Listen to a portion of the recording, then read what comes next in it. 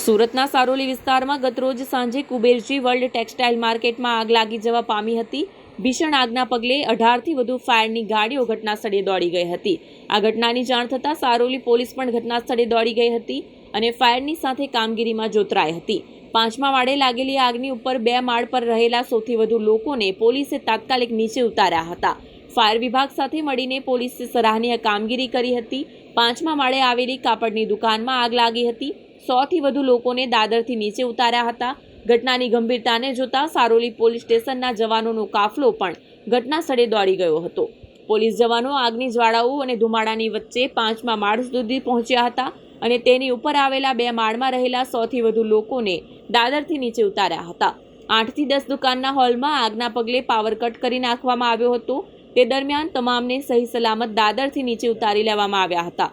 Saroli PI Sandeep વેકરિયાએ જણાવ્યું હતું કે કુબેરજી વર્લ્ડ માર્કેટ ખાતે કોઈ કારણોસર 5મા માળે દુકાન નંબર 5044 દુકાન માલિક વિજયભાઈ મુડુભાઈ વરુની સાડીની દુકાનમાં આગ લાગી હતી। જેની જાણ થતાં તાત્કાલિક સારોલી પોલીસ સ્ટેશનનો તમામ પોલીસ સ્ટાફ ઘટનાસ્થળે પહોંચી ગયો હતો।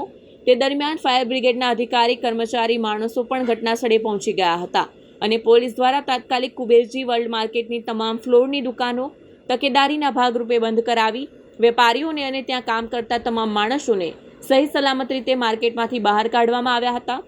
આ સાથે માર્કેટની લિફ્ટ બંધ કરાવી તેમાં કોઈ માણસ વસાયેલું નથી તેનું ધ્યાન રાખવામાં આવ્યું હતું।